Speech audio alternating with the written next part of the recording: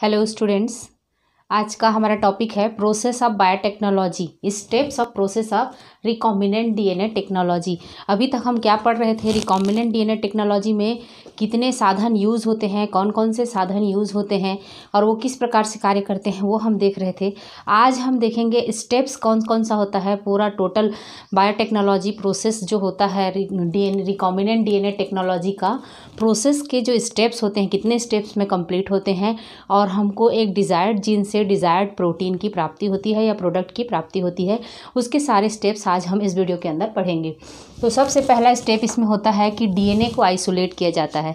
जिस जीन में जिस जीव के डीएनए में परिवर्तन करना है, उस डीएनए को जीव के अंदर से निकालकर सेल को निकालकर फिर सेल के अंदर में स्थित केंद्रक है, केंद्रक के अंदर में डीएनए है, तो उससे निकालना है ना, बाहर करना, डीएनए को अलग से प्राप्त करना क्या कहलाता है? डीएनए का पृथक्करण। तो सबसे पहले स्टेप में हम क्या करते हैं?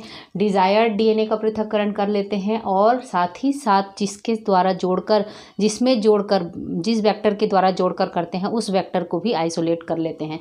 तो आइसोलेशन ऑफ डीएनए, ठीक है, पहला प्रोसेस है पृथक्करण। उसके बाद आता है कि डीएनए स्ट्रैंड का खंडन। जो हमको लंबा डीएनए का स्ट्रैंड प्राप्त हो चुका है उसका खंडन छोटे छोटे टुकड़ों में तोड़ा जाता है, काटा जाता है रेस्ट्रिक्शन एंजाइम के द्वारा और उससे वांछित डीएनए खंड का, इसका अर्थ क्या है कि डीएनए के कई टुकड़े प्राप्त हो जाते हैं, तो उनमें से कौन से टुकड़े में हमारा जिस जीन को चाहते हैं वो कौन से टुकड़े में डीएनए में है, उस इच्छित जीन वाले डीएनए खंड का चयन करते हैं, सेलेक्शन करते हैं। फिर उसका एक ही छोटा सा मात्रा प्राप्त हुआ है तो उसका विस्तार करते हैं या उसका पॉलीमराइजेशन करते हैं। तो वो कौन से प्रोसेस के द्वारा होता है, हम धीरे धीरे एक एक स्टेप वाइज समझेंगे। नेक्स्ट स्टेप है उपयोगी वाहक का चयन। अब डीएनए को आइसोलेट कर लिए हैं तो अब कौन से वेक्टर में जोड़कर हमको ट्रांसफॉर्म करना होगा या अन्य सेल में, होस्ट सेल में प्रवेश कराना होगा, तो उस वेक्टर को सेलेक्ट करते हैं। तो वेक्टर क्या है ये हम प्रीवियस वीडियो में बता चुके हैं, वो आप ध्यान से देख सकते हैं उसको जाकर। उसके बाद रिकॉम्बिनेंट डीएनए का निर्माण। दोनों डीएनए को आइसोलेट कर लिए, वेक्टर को सेलेक्ट कर लिए, फिर जो डिज़ायर्ड डीएनए का खंड है उसको वेक्टर के साथ में जोड़ने की जो प्रक्रिया होती है वो कहलाता है पुनर्योगज डीएनए का निर्माण। वेक्टर और डिज़ायर्ड डीएनए आपस में जुड़ जाते हैं तो जो डीएनए का निर्माण होता है वो कहलाता है रिकॉम्बिनेंट डीएनए, यानी फॉर्मेशन ऑफ रिकॉम्बिनेंट डीएनए, है ना, पुनर्योगज डीएनए। अब इस जो रिकॉम्बिनेंट डीएनए प्राप्त हो चुका है उसको नेक्स्ट स्टेप में क्या करेंगे? पुनर्योगज डीएनए का होस्ट सेल में स्थानांतरण करेंगे। होस्ट सेल में यानी कि कोई भी बैक्टीरियल सेल में स्थानांतरित करने की जो प्रक्रिया है या फिर जिस सेल में माने इसकी संख्या अधिक प्राप्त करना है उसमें ट्रांसफ़र करने की प्रक्रिया आती है। Next, transfer of recombinant DNA in host cell, जिसमें बहुत अधिक कॉपी हमको प्राप्त करना है। उसके बाद आती है क्लोनिंग की प्रक्रिया और obtaining of foreign gene product. उसके बाद क्या होता है? रिकॉम्बिनेंट डीएनए होस्ट सेल में प्रविष्ट करा दिया गया है तो अब उस होस्ट सेल की क्लोनिंग की जाती है, माने उस सेल की, जिस सेल में प्रवेश कराया गया है उस सेल की कई कॉपी नंबर्स प्राप्त की जाती है, कई कॉपी प्राप्त की जाती है और फिर उससे जिस प्रोडक्ट को हम प्राप्त करना चाह रहे हैं वो जीन प्रोडक्ट जो है, जिस जीन को हम डाले हैं उससे बनने वाले जो प्रोडक्ट की प्राप्ति की जाती है वो स्टेप आता है। उसके बाद लास्ट स्टेप होता है अनुप्रवाह संसाधन, यानी कि down stream processing. Down stream processing में क्या, जो प्रोडक्ट प्राप्त हो चुका है उसकी प्यूरिफिकेशन और उसकी क्वालिटी को चेक किया जाता है और फिर प्रयोग करके, फिर दवाई के रूप में प्रयोग करके देखा जाता है। तो ये पूरा प्रोसेस किसके अंतर्गत आता है? डाउन स्ट्रीम प्रोसेसिंग के अंतर्गत। तो एक एक करके स्टेप वाइज हम इसकी स्टडी करेंगे। आज तो हम देखते हैं कि आइसोलेशन कैसे किया जाता है और उसका खंडन कैसे किया जाता है। इस वीडियो के अंदर 2 ही स्टेप हो पाएंगे, उसके बाद नेक्स्ट वीडियो में हम अगला टॉपिक इसमें स्टडी करेंगे। तो हम सबसे पहला स्टेप देखते हैं इसमें, आइसोलेशन ऑफ डीएनए। आइसोलेशन यानी कि डीएनए का पृथक्करण। अब डीएनए को कहाँ से पृथक्कृत करना है? कोई भी सेल के अंदर से पृथक करना है तो सेल, मान लीजिए बैक्टीरियल सेल से हमको डीएनए को या प्लाज्मिड को, किसी भी डिज़ायर्ड डीएनए को निकालना है या प्लांट सेल से निकालना है तो पहले क्या करना पड़ेगा? सेल वाल से घिरा हुआ है तो सबसे पहले क्या करेंगे? सेल वाल का अपघटन करेंगे। कोई भी बाहरी मेम्ब्रेन से जो घिरा हुआ है, जैसे प्लांट सेल और बैक्टीरियल सेल में सेल वॉल को डिसॉल्व करना पड़ेगा या अपघटित करना पड़ेगा और एनिमल सेल में मेम्ब्रेन को, प्लाज्मा मेम्ब्रेन को अपघटित करना पड़ेगा। तो इनका पहले विघटन किया जाता है विभिन्न एंजाइम्स के माध्यम से। तो सेल वॉल, जैसे प्लांट का सेल है तो उसमें सेल वॉल किसका बना होता है? सेल्यूलोज का बना होता है। तो कौन से एंजाइम को यूज़ करेंगे उसको विघटन करने के लिए? सेल्यूलेज एंजाइम का यूज़ करेंगे। दूसरा, बैक्टीरियल सेल है तो उसका सेल वॉल किसका बना होता है? पेप्टाइडोग्लाइकेन का बना होता है, तो उसको लाइसोजाइम एंजाइम के माध्यम से उसको क्या करेंगे? डिसॉल्व करेंगे। उसके बाद फंजाई जो है उसका सेल वॉल किसका बना होता है? काइटिन का बना होता है, फंगस का, तो उसके लिए काइटिनेस एंजाइम को यूज़ करेंगे। और ये बाहरी जो भित्ति है, बाहरी सेल वॉल है, उसको डिसॉल्व करके हम क्या प्राप्त कर लेंगे? उसका बैक्टीरियल सेल है तब तो सीधे प्रोटोप्लास्ट मिल जाएगा, और प्लांट सेल है तो प्लाज्मा मेम्ब्रेन मिलेगा। तो अब प्लाज्मा मेम्ब्रेन किसकी बनी होती है? प्रोटीन और लिपिड की बनी होती है। तो प्रोटीनेज और लाइपेज एंजाइम के माध्यम से इस तरह से इस प्लाज्मा मेम्ब्रेन को भी डिसॉल्व कर दिया जाएगा। एनिमल सेल है तो उसके बाद प्लांट सेल और एनिमल सेल के बाद माने प्लाज्मा मेम्ब्रेन के डिसॉल्व होने के बाद में जो लिक्विड हमको सेल के अंदर का प्राप्त होता है वो कहलाता है प्रोटोप्लास्ट। तो ये प्रोटोप्लास्ट जिसके अंदर केंद्रक भी है, डीएनए भी है, उसके अंदर आरएनए भी है, प्रोटीन है, लिपिड है, कार्बोहाइड्रेट है, समस्त प्रकार की चीज़ों से बना हुआ जो प्रोटोप्लास्ट है, सारे केमिकल से मिलकर, और उसके साथ में डीएनए भी उपस्थित है। ये क्या है? डीएनए है, डीएनए भी उपस्थित है।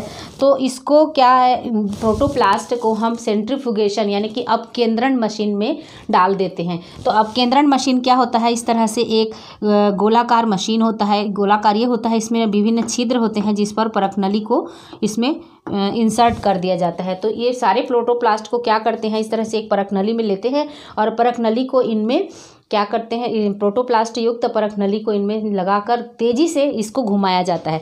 तो तेज़ी से घुमाने पर क्या होता है कि इसमें उपस्थित जितने भी पदार्थ हैं वो अपने भार के अनुसार अलग अलग सेपरेशन उनका हो जाता है। DNA, RNA, protein, lipid, carbohydrate सब का सेपरेशन हो जाता है अलग अलग। फिर उन सेपरेटेड लेयर्स को हम अलग अलग डिसॉल्व करते हैं। तो किसके माध्यम से करते हैं? विभिन्न एंजाइम्स के माध्यम से। चूँकि डीएनए में प्रोटोप्लास्ट के अंदर डीएनए स्थित है और सारे इसमें प्राप्त है, सारे केमिकल्स के साथ में है, प्रोटीन, लिपिड, कार्बोहाइड्रेट, आरएनए आदि के साथ में है। तो इसमें यदि हम रेस्ट्रिक्शन एंडोन्यूक्लियस को डीएनए को काटने के लिए यूज़ करते हैं तो उसमें बाधा आती है, इसलिए सबसे पहले शुद्ध डीएनए को बाहर निकाला जाता है। तो शुद्ध डीएनए को बाहर निकालने के लिए अपकेंद्रण मशीन में डाला जाता है, अपकेंद्रित किया जाता है, विभिन्न लेयर प्राप्त होते हैं, उनको एक एक करके एंजाइम्स के द्वारा।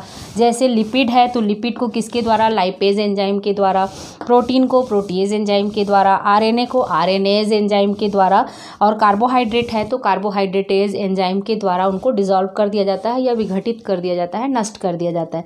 सबको नष्ट करने के बाद परखनली में क्या प्राप्त होता है? शुद्ध डीएनए प्राप्त हो जाता है। लेकिन अभी भी हमको इसके स्ट्रैंड प्राप्त नहीं हो सकते, इसमें लिक्विड के अंदर में वो डिसॉल्व हैं।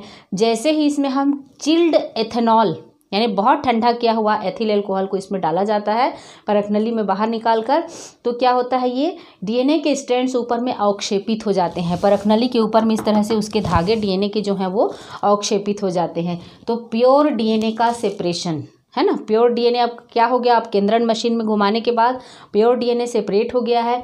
अब इस प्योर डीएनए का इस तरह से चिल्ड एथेनॉल डालने के बाद में सेपरेट हो गया है, प्योर डीएनए पृथक्कृत हो गया। अब इस प्योर डीएनए पृथक्कृत हो गया है, उसको बाहर कैसे निकालेंगे? तो एक स्पूलिंग के लिए ऐसे घुमा हुआ वायर के साथ में एक औजार आता है और इसके माध्यम से इसमें डीएनए को लपेट कर बाहर निकाल दिया जाता है। तो डीएनए को लपेट कर बाहर निकालना, उसके धागे को अलग से इस तरह से बाहर निकालना, वो क्या कहलाता है? स्पूलिंग कहलाता है। तो कितने स्टेप हो गए आइसोलेशन में? सबसे पहले सेल वॉल का विघटन, फिर प्लाज्मा मेम्ब्रेन का विघटन, फिर प्रोटोप्लास्ट जो बचता है उसका अपकेंद्रण करते हैं, सेंट्रीफ्यूगेशन। उसके बाद प्योर डीएनए का सेपरेशन करते हैं। प्योर डीएनए का सेपरेशन चिल्ड एथेनॉल के द्वारा किया जाता है और उसके बाद प्योर डीएनए को स्पूलिंग के माध्यम से बाहर निकाल लेते हैं कोशिका के बाहर। अब ये पूरी तरह से सारी प्रक्रिया के बाद डीएनए हमको बाहर निकल गया है। अब पूरा स्ट्रैंड, लंबा स्ट्रैंड प्राप्त हुआ है डीएनए का। अब इस लंबे स्ट्रैंड को हमको छोटे छोटे टुकड़ों में काटना है। तो आगे का स्टेप क्या है? डीएनए का स्ट्रैंड का खंडन, छोटे छोटे टुकड़ों में खंडन, फिर उसमें से हमारी इच्छित जीन का, मान लीजिए कि हम पैंक्रियाज की कोशिका को में से डीएनए निकाले हैं और उसमें से हमको इंसुलिन का जीन निकालना है। तो पूरे डीएनए में से, कोशिका के पूरे डीएनए में से कौन से डीएनए के हिस्से में इंसुलिन का जीन है, उस जीन को निकालने के लिए हमको क्या करना पड़ेगा? उसका चयन करना पड़ेगा। एक विधि के द्वारा है इलेक्ट्रोफोरेसिस, वो आगे बताते हैं, और फिर उसका विस्तार किया जाएगा। डीएनए को आइसोलेट करने के बाद नेक्स्ट प्रोसेस है उन डीएनए के स्ट्रैंड को, लंबा जो डीएनए का स्ट्रैंड स्पूलिंग के द्वारा हमको प्राप्त हो चुका है, उस डीएनए स्ट्रैंड को छोटे छोटे टुकड़ों में काटते हैं। तो उसके लिए विशेष रेस्ट्रिक्शन एंडोन्यूक्लियस एंजाइम या प्रतिबंधन एंडोन्यूक्लियस एंजाइम को प्रयोग किया जाता है। वो अलग अलग पैलिंड्रोमिक सिंड्रोम में विशिष्ट पैलिंड्रोमिक सीक्वेंस को ही जाकर काटते हैं। तो इसका रेस्ट्रिक्शन एंडोन्यूक्लियस की वीडियो में जाकर आप देख सकते हैं कि उनकी क्या क्या खासियत होती है। लेकिन एक मुख्य खासियत क्या होती है कि वो विशेष अनुक्रमों को पहचानते हैं, डीएनए में विशेष पैलिंड्रोमिक अनुक्रमों को पहचानते हैं और वहाँ पर विशेष क्षारों के बीच में ही वो जाकर काटते हैं डीएनए को। तो जैसे अपन इको R1 लेते हैं, इको R1 जो बैक्टीरिया में पाया जाने वाला एक रेस्ट्रिक्शन एंडोन्यूक्लियस एंजाइम है, यदि इसका प्रयोग करते हैं तो ये किसको काटेंगे, कहाँ पर से काटेंगे, GATTC नामक सीक्वेंस को पहचानेंगे जो 3 डेज एंड से 5 डेज एंड पर पढ़ने पर GAATTC और यहाँ पर फिर उल्टे दिशा में फिर पढ़ने से ये वापस से GATTC माने एक समान अनुक्रम सीधे और उल्टे पढ़ने पर प्राप्त होते हैं। तो इस विलोम अनुक्रम को कहा जाता है पैलिंड्रोमिक सीक्वेंस या पैलिंड्रोमिक अनुक्रम। तो इन्हीं अनुक्रमों पर विशेष जगहों पर काटते हैं और उसके फलस्वरूप दो माने बीच से काटते हैं तो इस तरह से 2 टुकड़े प्राप्त होंगे एक डीएनए के।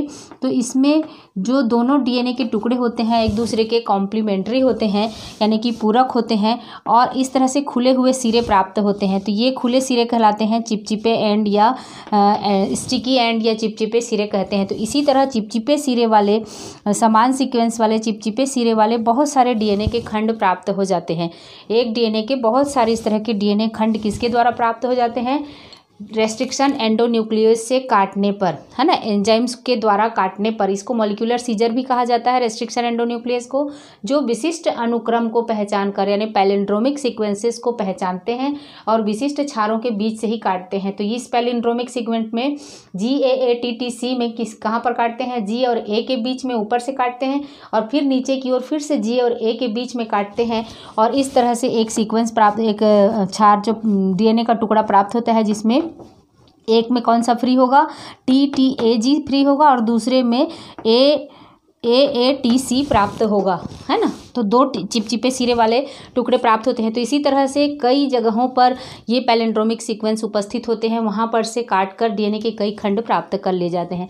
अब डीएनए के इन खंडों में कौन से खंड में, ये बहुत सारे डीएनए के खंड प्राप्त हो चुके हैं, अब इन डीएनए के कौन से खंड में हमारा इच्छित जीन उपस्थित है, उस जीन को पहचाने कैसे। तो इस जीन को पहचानने के लिए या इस डीएनए के डिजायर्ड डीएनए को पहचानने के लिए जेल इलेक्ट्रोफोरेसिस मेथड को प्रयोग किया जाता है। जेल इलेक्ट्रोफोरेसिस क्या है, एक सेटअप होता है, इलेक्ट्रिक सेटअप बॉक्स होता है जिसमें एगारोस का जेल भरा होता है। एगारोस क्या है, एक नेचुरल पॉलीमर होता है जो समुद्री घास से प्राप्त होता है और इसमें एक तरफ कैथोड होता है तो दूसरी तरफ एनोड होता है। कैथोड ऋणात्मक सिरा होता है और एनोड जो होता है वो धनात्मक सिरा होता है। अब इसमें इलेक्ट्रिक यदि प्रवाहित किया जाता है, विद्युत धारा प्रवाहित की जाती है और डीएनए के खंडों को यहाँ डाल दिया जाता है एगारोस जेल में, तो ये डीएनए के खंड इसमें गति करते हैं और एक व्यवस्थित क्रम में व्यवस्थित हो जाते हैं, एक निश्चित क्रम में व्यवस्थित हो जाते हैं। तो डीएनए के जो बड़े खंड तो होते हैं गति करते समय पीछे रह जाते हैं और छोटे खंड जो होते हैं वो आगे हो जाते हैं। तो इस तरह से एक व्यवस्थित क्रम डीएनए का हमको प्राप्त हो जाता है। अब इन डीएनए के खंड जो होते हैं छोटे छोटे टुकड़े हैं और डबल स्टैंडर्ड हैं, इनमें इथिडियम ब्रोमाइड डाला जाता है। इथिडियम ब्रोमाइड डालने से ये डबल स्टैंडर्ड डीएनए क्या हो गए हैं, डबल स्टैंडर्ड डीएनए क्या हो गए हैं, सिंगल स्टैंडर्ड प्राप्त हो गए हैं। किसमें करने पर, इथिडियम ब्रोमाइड को डालने पर ये कैसे प्राप्त हो गए हमको, वो डीएनए के खंड सिंगल स्टैंडर्ड प्राप्त हो गए। अब इन सिंगल स्टैंडर्ड डीएनए के खंड युक्त एगारोज में हम क्या मिलाते हैं, radio active single stranded DNA probe. DNA probe क्या है, ज्ञात सीक्वेंस वाला, ज्ञात क्षारों के अनुक्रम वाला छोटा छोटा एक सिंगल स्ट्रैंडेड डीएनए का टुकड़ा होता है जिसको हम रेडियो एक्टिव कर देते हैं और उस radio active single stranded DNA probe को इस जेल में डाल देते हैं, एगारोस के जेल में। अब ये ज्ञात अनुक्रम है, मान लीजिए हमको इंसुलिन का जो जीन होता है उसमें कौन से बेसिस का सीक्वेंस होता है, उस सीक्वेंस के एक स्ट्रैंड को हम डाल देते हैं, है ना, और उसको रेडियो एक्टिव कर देते हैं और फिर इस जेल में डाल देते हैं। इस जेल में डालने के बाद में क्या होता है कि इनके जो कॉम्प्लीमेंट्री सीक्वेंसेस होते हैं इन डीएनए खंडों में, इन यहाँ पर जो मान लीजिए ए है और टी है और सी है और जी है, तो यहाँ जो ए है वो यहाँ पर किससे जाकर जुड़ जाएगा, टी से, टी है वो सी से और सी जो है वो जी से और जी है सी से। इस तरह से जुड़कर अपने कॉम्प्लीमेंट्री या पूरक स्ट्रैंड को जोड़कर यहाँ पर फिर से क्या प्राप्त हो जाता है, डबल स्ट्रैंडेड डीएनए प्राप्त हो जाता है, डीएनए का टुकड़ा, और जिसमें रेडियो एक्टिव डीएनए प्रोब स्थित है। अब रेडियो एक्टिव डीएनए प्रोब स्थित है, वो हमको यूं ही नहीं दिखाई पड़ेगा कौन से में इच्छित जीन जाकर जुड़ा है, यूवी रेज डाला जाता है इनमें, तो हमारा जो इच्छित जीन है जिसमें रेडियो एक्टिविटी है वो इसमें से डीएनए खंडों के साथ जुड़ चुका है, उनके साथ अलग से चमकती हुई पट्टी के रूप में प्राप्त होता है। तो मान लीजिए कि इस खंड में ये प्रोब बना लिए हैं जाकर कॉम्प्लीमेंट्री डीएनए, यहाँ पर भी जाकर बना लिए हैं, ये भी जाकर बना लिए हैं, तो इन खंडों को इस जेल से काट कर फिर अलग कर लिया जाता है। ये अलग हो गए हैं, यूवी रेस में चमकते हुए पट्टी के रूप में दिखाई पड़ रहे हैं, जिसमें हमारा डिजायर्ड जीन भी स्थित है, माने डिजायर्ड डीएनए प्रोब भी है, रेडियो एक्टिव प्रोब, और हम इच्छित जीन जो जहाँ से हम डीएनए को निकाले हैं उसका डीएनए सीक्वेंस भी इसमें उपस्थित है। तो इस तरह से हमको इच्छित जीन यहाँ से इस ओरिजिनल डीएनए से जो फॉरेन डीएनए था वहाँ से निकाल कर इसमें आ गया है डीएनए प्रोब के साथ में, अब मिल गया है वो इच्छित जीन हमको।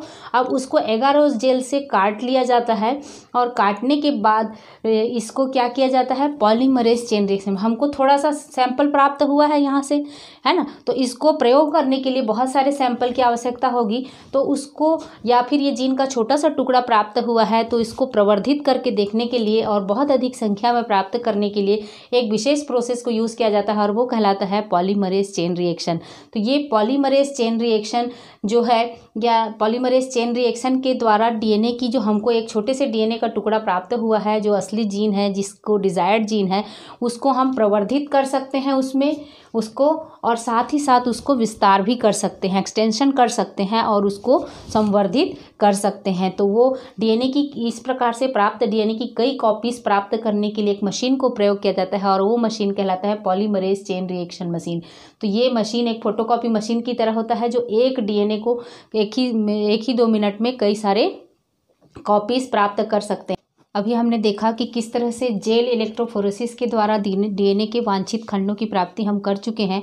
अब उस वांछित खंड को जो थोड़ी सी मात्रा में प्राप्त हुई है उसको विस्तार किस तरह से किया जा सकता है और उसकी अधिक संख्या में अधिक कॉपी कैसे प्राप्त की जा सकती है, तो उसके लिए यूज़ किया जाता है पॉलीमरेज चेन रिएक्शन। एक विशेष प्रकार की मशीन होती है जो एक तरह से फोटोकॉपी मशीन की तरह होती है, जो एक डीएनए के खंड को कई अधिक संख्या में कुछ ही मिनटों में प्राप्त किया जा सकता है, बहुत अधिक संख्या में प्राप्त किया जा सकता है। तो 2 या 3 मिनट में ही 1 बिलियन बार जो है वो 1 बिलियन डीएनए के प्राप्त किए जा सकते हैं। और ये चूँकि पॉलीमरेज चेन रिएक्शन, इसमें पॉलीमरेज एंजाइम का उपयोग करके बहुत माने डीएनए के खंडों को पॉलीमराइजेशन किया जाता है, इसीलिए पॉलीमरेज कहा जाता है। चेन इसलिए कहा जाता है कि एक चक्र जैसे ही पूरा होता है अगला फिर से चालू हो जाता है, इसलिए इसको चेन कहा जाता है। और रिएक्शन इसलिए कहा जाता है क्योंकि केमिकली इसमें एंजाइम्स का प्रयोग किया जाता है और अभिक्रिया होती है पूरी तरह से, इसीलिए इसको कहा जाता है पॉलीमरेज चेन रिएक्शन, यानी कि पॉलीमरेज श्रृंखला अभिक्रिया इसका नाम है। पीसीआर इसका नाम है, इसका नाम शॉर्ट फॉर्म में पीसीआर कहा जाता है। तो पॉलीमरेज चेन रिएक्शन एक विशेष प्रकार की मशीन होती है, उसमें डीएनए के प्राप्त खंडों को डाल देते हैं, तो इस प्रकार से प्रक्रिया होती है। वो मशीन होता है कि उसमें टेम्परेचर जो है वो रेगुलेट किया जा सकता है ना, उसमें टेम्परेचर रेगुलेट किया जाता है और वो भी पूरी चक्रीय क्रम में टेम्परेचर को रेगुलेट किया जाता है। बहुत अधिक ताप दिया जाता है, फिर अचानक से कम किया जाता है, फिर उसमें ताप बढ़ाया जाता है। तो इस तरह से ताप को अधिक और कम करके एक चक्रीय क्रम में डीएनए को डाला जाता है, तो उसके डीएनए की बहुत सारी कॉपीज़ प्राप्त की जाती है। तो ये कहलाता है पॉलीमरेज चेन रिएक्शन, है ना, इसीलिए इसको कहा जाता है पॉलीमरेज चेन रिएक्शन। तो इसमें 3 स्टेप होते हैं। सबसे पहला स्टेप होता है निष्क्रियण या डीनेचुरेशन, दूसरा स्टेप होता है एनिलिंग या तापानुशीलन, तीसरा स्टेप होता है एक्सटेंशन या प्रसार। तो पहला स्टेप में क्या करते हैं, डबल स्टैंडर्ड डीएनए जो हमको प्राप्त हुआ है उसको क्या करते हैं 94 डिग्री तक उस मशीन में डालकर 94 डिग्री टेम्परेचर को बढ़ाया जाता है, जिससे क्या हो जाता है, बहुत अधिक ताप होता है तो डीएनए के जो खंड हाइड्रोजन बॉन्ड के द्वारा जुड़े रहते हैं दोनों स्ट्रैंड, वो डीएनए के खंड क्या होते हैं, अलग हो जाते हैं, टूट जाते हैं और डीएनए के दोनों स्ट्रैंड जो होते हैं वो अलग हो जाते हैं। लेकिन डीएनए के दोनों स्ट्रैंड अलग हुए हैं, वो फिर अचानक इसका तापक्रम को 54 डिग्री सेंटीग्रेड तक किया जाता है, तो दोनों जो अलग हुए खंड हैं, वो स्ट्रैंड हैं, वो फिर से आपस में मिल न जाए, इसलिए उसमें क्या किया जाता है, डीएनए का जो प्राइमर को डाला जाता है, सिंगल स्ट्रैंडेड डीएनए प्राइमर को डाला जाता है। ये डीएनए प्राइमर जो होता है, ये आरएनए प्राइमर, उसको डाला जाता है और ताकि वो 3 डेज एंड पर जाकर जुड़ सकें और इधर से भी 3 डेज एंड पर जाकर जुड़ जाएं। तो जुड़ जाते हैं ये प्राइमर, मतलब अधिक ताप को अचानक कम किया जाता है। 94 से इसको क्या किया जाता है, 54 में लगाया जाता है। 54 डिग्री सेंटीग्रेड के करते ही साथ में इसमें क्या किया जाता है, आरएनए प्राइमर को डाल दिया जाता है। तो प्राइमर जो होते हैं वो 3 डेज एंड पर दोनों एंड पर जुड़ जाते हैं और इनके जुड़ते ही ये आपस में दोनों स्ट्रैंड जुड़ नहीं सकते, है ना, अलग रहते हैं, अलग बने रहते हैं, ताकि फिर इस स्ट्रैंड से एक नई कॉपी बन सके और इस स्ट्रैंड से एक नई कॉपी बन सके। तो पहला स्टेज में जो टाइम लगता है वो होता है 1 मिनट का समय लगता है। इससे अधिक समय तक 94 डिग्री में नहीं रखा जा सकता, नहीं तो डीएनए पूरी तरह नष्ट हो सकता है। तो सिर्फ डीएनए के स्ट्रैंड्स को हमको अलग करना है, नष्ट नहीं करना है, तो उसके लिए 1 मिनट तक 94 डिग्री सेंटीग्रेड दिया जाता है। उसके बाद 54 डिग्री सेंटीग्रेड टेम्परेचर को कम कर दिया जाता है और साथ ही साथ आरएनए प्राइमर को मिला दिया जाता है ताकि ये दोनों स्ट्रैंड आपस में ना मिलें, है ना। ये 45 सेकंड मात्र रखा जाता है। उसके बाद नेक्स्ट स्टेप में क्या होता है, प्रसार किया जाता है या एक्सटेंशन किया जाता है। मतलब इस आरएनए प्राइमर को आगे की ओर एक्सटेंड करना किस तरह से होगा, तो उसके लिए क्या करना पड़ेगा कि इसमें नेक्स्ट स्टेप में क्या करते हैं, डीऑक्सीराइबो न्यूक्लियोटाइड। डीएनए किसके बने होते हैं, डीऑक्सीराइबो न्यूक्लियोटाइड्स के बने होते हैं। तो उनके डीऑक्सीराइबो न्यूक्लियोटाइड्स की बहुत अधिक संख्या को यहाँ पर डाला जाता है मशीन में, और साथ ही साथ एक विशेष प्रकार का एंजाइम डाला जाता है, डीएनए पॉलीमरेज, जिसको कहा जाता है टैग पॉलीमरेज। टैग मतलब थर्मस एक्वेटिकस बैक्टीरिया से प्राप्त जो एंजाइम होता है उसको कहा जाता है टैग पॉलीमरेज एंजाइम। ये टैग पॉलीमरेज एंजाइम जो होते हैं वो थर्मस एक्वेटिकस, जो गर्म जल के स्रोतों में पाए जाने वाले बैक्टीरिया हैं, जो बहुत अधिक तापक्रम पर भी जीवित रहते हैं और बहुत अधिक तापक्रम पर ये एंजाइम जो है वो क्रिया कर सकता है ना। तो इसीलिए इस एंजाइम का उपयोग किया जाता है टैग पॉलीमरेज का, जो कहाँ से प्राप्त हुआ है, गर्म जल के स्रोतों से प्राप्त होने वाले थर्मस एक्वेटिकस नामक बैक्टीरिया से प्राप्त किया जाता है। थर्मस एक्वेटिकस, ठीक है, उस बैक्टीरिया से प्राप्त डीएनए पॉलीमरेज टैग पॉलीमरेज को डाला जाता है। पॉलीमरेज का काम क्या है, पॉलीमरेज एंजाइम का, कि डीएनए की सिंथेसिस करना, मतलब उसके एक एक करके न्यूक्लियोटाइडों को जोड़ना। तो टैग पॉलीमरेज और न्यूक्लियोटाइड्स जोड़ देते हैं, डाला जाता है डीऑक्सीराइबो न्यूक्लियोटाइड्स को। तो इस एंजाइम की उपस्थिति में एंजाइम क्या, प्राइमर से जाकर जुड़ जाता है, फिर एक एक करके न्यूक्लियोटाइड को इसमें जोड़ता चला जाता है। इस तरह से एक एक करके देखिए, यहाँ से आगे की ओर एक एक करके ये न्यूक्लियोटाइड्स को जोड़ता चला जाता है टैग पॉलीमरेज एंजाइम, और एक छोटा सा जो खंड था वो आगे की ओर विस्तार होता जा रहा है और एक सिंगल स्ट्रैंडेड डीएनए से इस तरह से डबल स्ट्रैंडेड डीएनए का निर्माण होता जा रहा है या संश्लेषण उसका हो रहा है। तो जिस तरह से पहली श्रृंखला में होता है उसी तरह से दूसरी श्रृंखला में भी यहाँ पर आरएनए प्राइमर का विस्तार ऐसे होगा, और इधर इस श्रृंखला में क्या होगा, इस दिशा में होगा, और दोनों दिशाओं में श्रृंखलाओं का विस्तार होगा। किसकी वजह से, डीऑक्सीराइबो न्यूक्लियोटाइड और टैग पॉलीमरेज एंजाइम की वजह से एक डीएनए का जो खंड था वो इस तरह से 2 डीएनए खंड में प्राप्त हो गया। तो ये मात्र इसमें एक डीएनए से 2 डीएनए प्राप्त होने में हमको 2 मिनट का समय लगता है उस मशीन में डीएनए को डालने के बाद, इन प्रोसेस को करने से। और लास्ट में ये एक्सटेंशन में रखा जाता है 72 डिग्री पर रखा जाता है। 72 डिग्री पर रखने पर यहाँ पर जो एक आरएनए प्राइमर जो है वो एक्सटेंशन होकर एक डीएनए से 2 डीएनए को बना लेते हैं। तो इस तरह से जो हमको 30 चक्र करने पर 1 बिलियन के करीब हमको प्राप्त हो जाता है। तो एक बार ये पूरा हो गया, एक डीएनए से हमको 2 डीएनए मिला, उसके बाद इस तरह से 1 से 2 डीएनए मिला, फिर से वापस हम ताप को बढ़ा देंगे और डीएनए की जो ज्ञात डीएनए को डाल दिए रहेंगे। तो फिर से ताप बढ़ाने पर उसी डीएनए से फिर से नई कॉपी प्राप्त होगी, और 1 से 2 बना तो 2 से फिर 4 बनेगा, 4 से नेक्स्ट चक्र में 8 बनेगा, फिर साइकिल में 8 से 16 बनेगा, फिर से साइकिल में 16 से 32 बनेगा। इस तरह से 1-2 मिनट के अंतराल में ही 1 बिलियन तक की जो है डीएनए की कॉपीज़ जो है वो प्राप्त हो जाती हैं। तो एक मशीन को डाला जाता है और मशीन में ही ये रिएक्शंस होते हैं, इसीलिए इसको कहा जाता है पॉलीमरेज चेन रिएक्शन, जो एक के बाद एक लगातार एक चक्र पूरा होने पर दूसरा चक्र, दूसरा के बाद तीसरा, तीसरे के बाद चौथा, लगातार चक्र चलता रहता है और एक डीएनए के खंड से कई डीएनए के खंड हमको प्राप्त हो जाते हैं और वो भी प्रवर्धित रूप में प्राप्त हो जाते हैं। अब इन प्राप्त डीएनए खंडों को हम वेक्टर्स के द्वारा सूटेबल वेक्टर में जोड़कर रिकॉम्बिनेंट डीएनए बना लेते हैं और उस रिकॉम्बिनेंट डीएनए को फिर होस्ट सेल में प्रविष्ट कराकर हम इच्छित उत्पाद की प्राप्ति कर लेते हैं। तो ये आज हम जेल इलेक्ट्रोफोरेसिस और पॉलीमरेज चेन रिएक्शन इसमें बता दिए हैं। इस वीडियो में एक तो रेस्ट्रिक्शन एंडोन्यूक्लियस के द्वारा काटा जाना, साथ ही साथ जेल इलेक्ट्रोफोरेसिस के द्वारा डीएनए का खंडन और आइसोलेशन ऑफ डीएनए, और डीएनए का खंडन, आइसोलेशन, उसका विखंडन या क्लीवेज, और उसके बाद एक्सटेंशन किस तरह से एक जीन को किया जाता है, इच्छित जीन की प्राप्ति की जाती है, और फिर डिज़ायर्ड जीन को किस तरह से कई मल्टीपल कॉपीज़ बनाई जाती है, इस वीडियो में पढ़े हैं हम। नेक्स्ट वीडियो में हम क्या पढ़ेंगे? नेक्स्ट वीडियो में हम पढ़ेंगे किस तरह से रिकॉम्बिनेंट वेक्टर का सिलेक्शन किया जाता है, सूटेबल वेक्टर का, और साथ ही साथ डीएनए, रिकॉम्बिनेंट डीएनए का निर्माण किस तरह से होता है, हम नेक्स्ट वीडियो में पढ़ेंगे।